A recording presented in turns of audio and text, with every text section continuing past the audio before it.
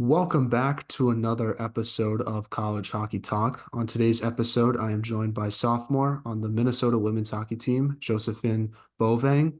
This season, at the time of this recording, Josefin has 8 goals, 17 assists for 25 points. In her hockey career, Josefin was named to the HCA National Rookie of the Year watch list. She helped Minnesota to a Frozen Four appearance. She won the 2021 Elite Prospects Award. She recorded the most points in SDHL playoff history in 2021. She competed for Sweden at the 2022 Winter Olympics and also competed for Sweden in three U18 World Championships, including being named captain in the 2019 edition, and she won silver medal in one of those games in 2018. Josefin, welcome to the podcast today, and how's everything going? Thank you so much for having me. I'm good. How are you? I'm doing well. Thank you so much for taking time here today and coming on. I really appreciate it. Now, obviously, we're less than a month away from the regular season coming to a close for your sophomore year. So, my first question is sort of an open-ended one, but how has your sophomore year been going for you, both on and off the ice? I think it's been going really well. I feel like I have improved both on and off the ice since I came here. Obviously, last year was a big adjustment, being my freshman year and coming from Sweden. But I think we have improved as a team very well this year, and I feel like I've grown into a bigger role. Yeah, and obviously your team has been a top 10 ranked team all year and currently sits in third place in the WCHA standings. So how has your team maintained your winning consistency throughout the season? And how do you guys handle the pressure of being a top ranked team in the country, knowing that you guys have sort of a target on your back for each game that you play?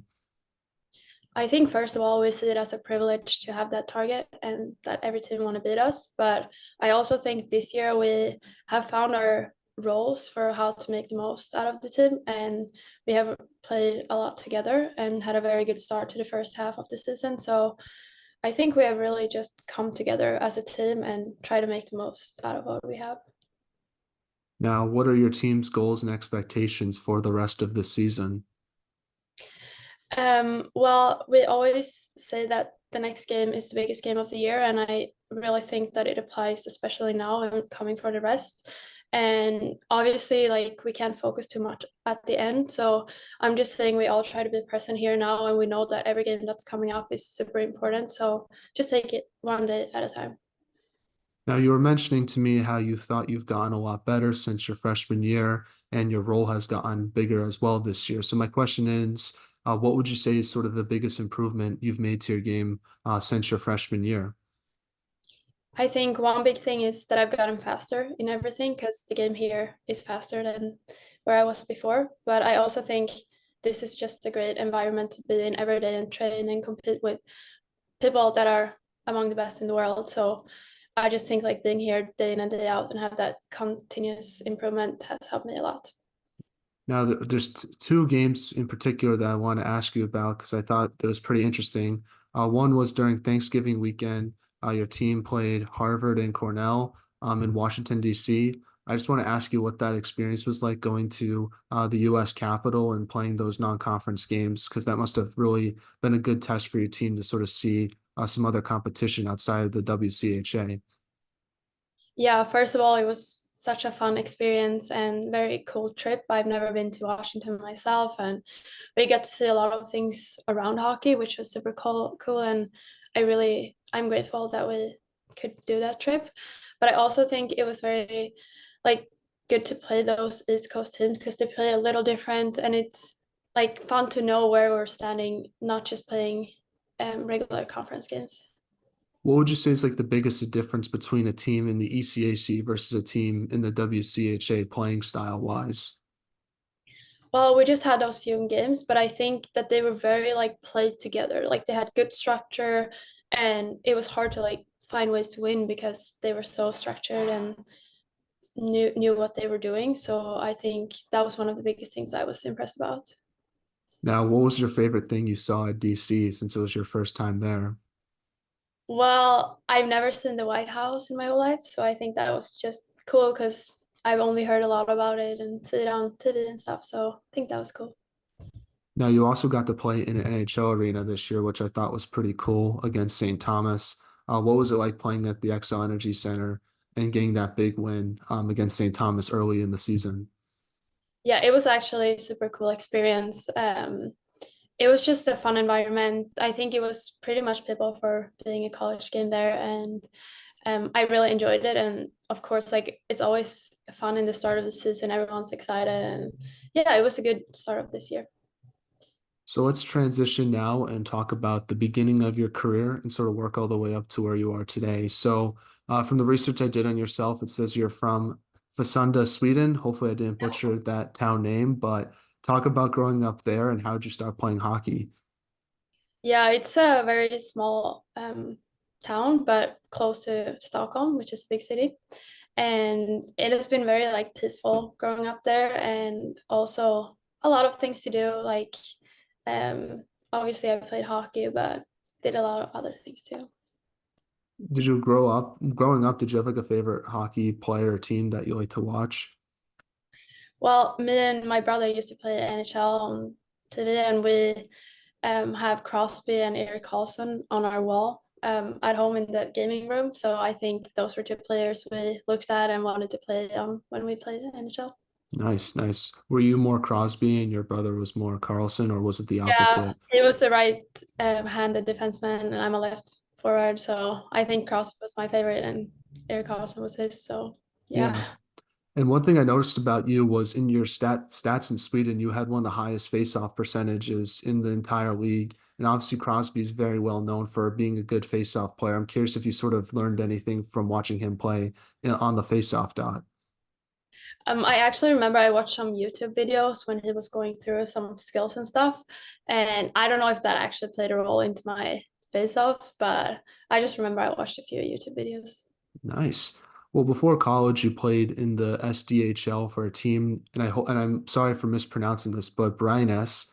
Talk about your experience in the SDHL and just some of your favorite hockey memories playing with the teams that you played for in that league. Yeah, it was a great time. I played there for 2 years right before I came here, and it was very developing year. I came in like as a young junior, and I think first I formed a line with Lars Dollars, he's from Switzerland, and Katarina Mrazova, she's from Czech Republic, and those were two of players I saw up to, and I think we had such a good 2 years together, and they learned me a lot every single day, and I think it really helped improve my game. And we were one of the best teams like in the league, and we made it to the final both years. Never won, so that still is like it's in me, but I mean we gave it a good try. So And you also competed with Team Sweden in the U18 World Championships, and you won a silver medal in one of those years. Just talk about winning that silver medal, sort of what it meant to you, and what's it like representing your country on that stage, especially as a youth player, because not many players get to do that at that age. yeah, first of all, it was super fun, like coming together as such a young team and get to know all those girls. But especially during that silver year, I think it was the first silver ever taken for women's hockey in worlds except the Olympics. So that was a huge deal for us. And I remember how close we were as a team. And I think that's for sure was one of the winning factors for taking that silver. Where do you keep that medal today? Is it back home in Sweden? Yeah, it's actually in my grandmother's house. She has a lot of my um jerseys and old medals, so she has it. Gets it. That's awesome. You gotta keep it safe, so that's good to put it over there. So now, before college, you also got to be a part of the Olympics in 2022, playing for the senior team. I just want to ask you what your Olympic experience was like, because obviously that year was a little bit different because there was a lot of COVID restrictions going on and no fans were in the buildings, I believe, for a lot of those games. And how'd you find out you made the team? What's sort of the process like for making Team Sweden in the Olympics? Yeah, as you say, it was a very special year. Like obviously playing in the Olympics was my biggest dream since I was a child, and I had my mind set to that. So it wasn't a problem having no crowd or anything like that. It was more trying to stay safe first of all, and like practicing and keep doing what you're doing. And I remember I actually got COVID a month before the Olympics, and I was in my apartment, quarantine, and the coach called and he said I made the team. And obviously, like I was super happy and like also like a little bit relieved because you practice so hard for that. But at the same time, I was also a little stressed because I needed to test negative to be able to go. So I'm glad I got COVID not too late. Yeah, definitely a good way to make quarantine a lot better, finding out you made the Olympic team. Yeah, for sure. Now let's talk about your recruiting process. So one thing that I find interesting is not many European players come to the USA and play college hockey. So I'm curious what sort of made you want to play in the NCAA, and how did your recruiting process with Minnesota work? How do they find you, and what made you want to go there, I guess, versus other schools you might have looked at? Yeah, so when we took that silver during that Junior Worlds year, I think that's when I could start talking to schools. And I've always heard good things about college, and I talked to like a lot of schools, but um, just making Minnesota, I think both my line mates in Brynäs, where I played for Duluth, and they were always telling me that I should go and that it's a good like opportunity that won't come back. So I am super happy I went, and yeah, I just visited here a few other schools and I really liked it. So Nice.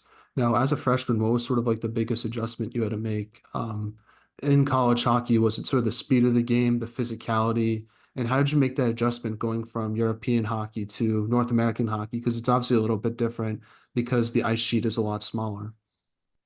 yes, it is different. And I think in the beginning it was a lot of adjustment just to the small rink, first of all. Like it goes faster, it gives you less time. So I think that was a big part. And I feel like I'm keeping to improve my speed in every action. And then I also think another thing is everyone goes kind of like harder to net here. And that's something I've been improving too. Now, you get to play in the WCHA. It's one of the best conferences in women's college hockey. What's it like being a part of that conference and just the competition that you guys face each weekend? I think it's super great. Like we know that every game is going to be a hard game, and especially against like the top ranked teams. And it reminds me when you are in a championship and you're going to play like the quarterfinal or something super important. That's how it feels going into those games um, against the top teams every weekend. So I think it's a huge like advantage to like have that continuously throughout the year. Yeah, especially since you guys faced Wisconsin in the semifinals. So you're most likely going to play one of your conference foes in the Frozen Four when that time comes around if you make it that far. So that's totally a great way to prepare for those big moments. Now, one thing as a freshman that your team got to do, which I thought was pretty cool, is you guys got to play in Vegas during Thanksgiving. How cool was that trip, and what did you take away from that experience? Because I had Skylar Vetter on the podcast a few months ago, and she said it was super awesome. You guys got to go to a Vegas Golden Knights game, walk around the strip, and she said it was a good experience for your team. I'm just curious what you sort of thought about that. Yeah, I'm gonna build off what she said. It was super fun experience. I had never been to Vegas before, just something you have kind of like seen in movies and that. And it was very cool to just like walk on the strip. And also, I think Vegas Golden Knights NHL game is such different than just a regular NHL game with their whole setup and stuff. So yeah, it was super cool and something I will remember for a long time. Yeah, the pregame intro looks like a lot of fun. Is it cool being in the building for that? Yeah, it actually never like didn't feel like you were at a hockey game. It was more like a whole show going on, but I think it was super cool. Yeah, I think that's what makes Vegas special is because it's that type of city, and how they make it sort of how they make the off the ice stuff just as fun as on the ice stuff. I always find that pretty cool. And I think you got to do that, especially for a team like Vegas, which is still very brand new, even though they just won the cup this past summer. Yeah. Now let's talk about some highlights from your team this past season. So the biggest highlight from your season was when you guys won the WCHA championship, beating Ohio State. Just talk about that game from your team's perspective and what it was like winning that trophy. Yeah, obviously, we had like many time games during the season, and coming up to that, we all knew what was lining on the line at the end. I just remember it was hard battles, like always playing Ohio, but I think the biggest thing winning that game was to get the Frozen Four ticket, and we all knew that as soon as the game was over. You guys then advanced to the Frozen Four after beating Minnesota Duluth in the regionals. My question is, what was the Frozen Four experience like for you guys, both on and off the ice? Because I saw that you guys got to do a red carpet thing, and there's some other stuff that you guys get to do. I'm just curious what that was like. That whole experience was like, not just on the ice, but off of it as well. Yeah, it really reminded me of like a world championship or like you're at the big tournament. And I think it's always fun when there's a lot of media and things going on around because obviously when you're on the ice, it's still the same game. But I think that brings extra energy to everyone and you kind of know like this is a big deal. So I think it really was. Yeah. Now, unfortunately, your season came to a close as a freshman as you guys lost to Wisconsin in the national semifinal games in overtime. Even though you lost, what'd you take away from that game and just your freshman year as a whole? And how do you think you've used that season for your sophomore year? And do you think it's benefited you in any sort of way? Yeah, to start off with that game, I think it was a super tight game overtime. And what I learned from that is that you can never like take a stride off. I think obviously both teams knew what was going on. But I just think like um what I learned the most is like how to find a way to still play our own game, even though we know how much like we play about.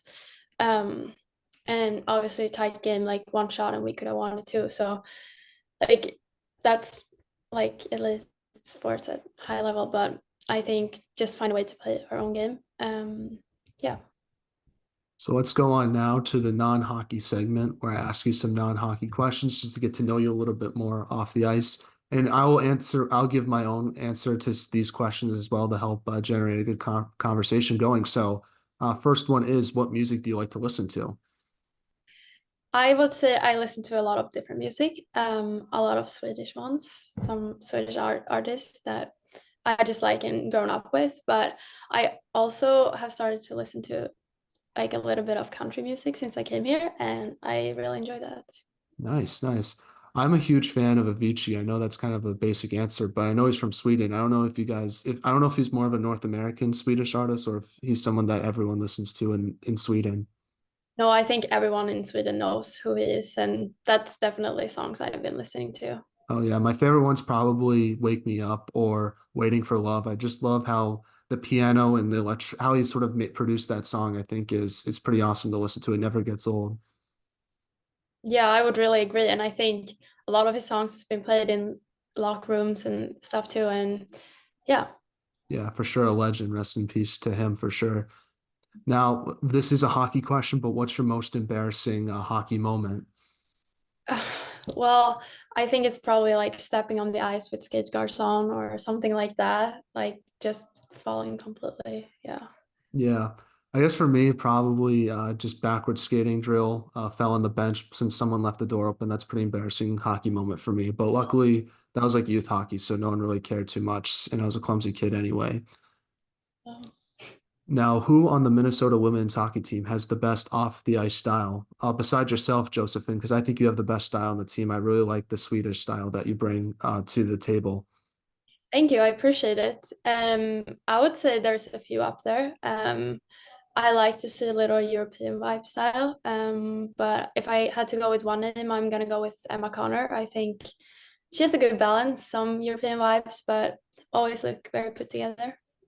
Have you helped her with the European sort of style, and has she sort of helped you add some North American flair to it? It must be a good relationship with that. Yeah, I think we all see what everyone's wearing and take it some inspirations here and there. So I think we're all improving. Now, what's the most interesting thing you've read or seen this week? Yeah, I was thinking about this. I don't really know if I'm gonna be honest. Yeah, Something.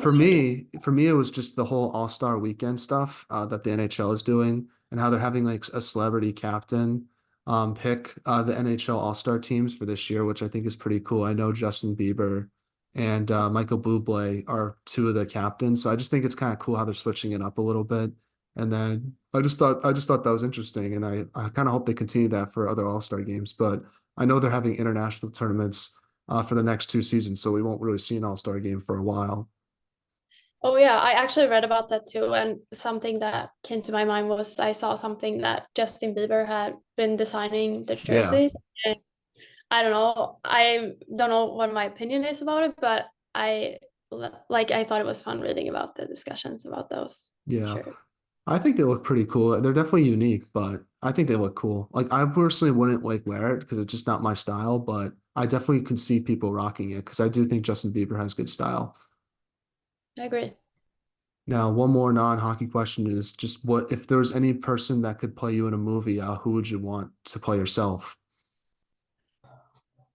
Oh, well, can I go with the Swedish Yeah, actress? yeah, definitely. I'm gonna go with Sofia Helin. I have seen her in many movies, and I think she's a really good actress. Nice. I'd probably pick like a hockey player. I think that would be kind of cool. So like Matthew Tkachuk, I feel like he would be kind of funny to play me in a movie, especially since we have the same name too. So I'd go with him. Yeah. Now, getting back to some hockey questions now. First one is what advice would you give younger players on who are trying to pursue a career in Division One college hockey, specifically European players, since we typically don't have many players outside of North America come on this podcast? I would just say first of all, never forget why you're playing. And most people just play because they really like the sport and think it's fun. So I would say that it's still something I remind myself of, but also try to be present and know that if you do the work and be the best version you can be, that's going to give you the most opportunities, and not trying to worry too much about what's ahead, because if you do the work, the opportunities going to be there. Now, what should be done to help grow women's hockey from your perspective? Obviously, there's been a lot of news regarding that with the new Women's Pro League. I'm just curious from your perspective if there's anything else that could be done to help grow the sport.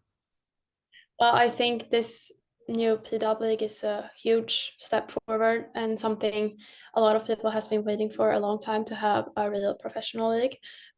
So I think building off of that and maybe expanding, growing more teams, and looking a few years ahead, I think that's a huge thing. But another thing that comes to my mind is also the international exchange of place and experience. I think for me personally, it has been super learningful to be here and see this culture, but I also know a lot of players from other countries that came to Sweden and play, and that kind of things help us all grow, like women's hockey in general. Yeah. One thing I want to ask you about was I saw that the Bean Pot had over 10,000 fans show up, and I thought that was cool. And do you think there should be more like in-season tournaments between different teams in like NHL arenas to help grow the women's college side of the game?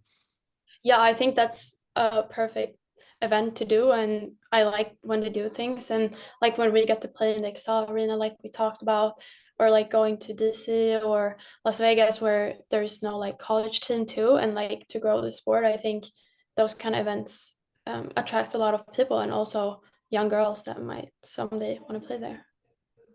Well, before we end this interview, Josephine, I just want to ask if you have any shout outs you want to give to any of your teammates, former teammates, family members, friends, and who should we have on the podcast next?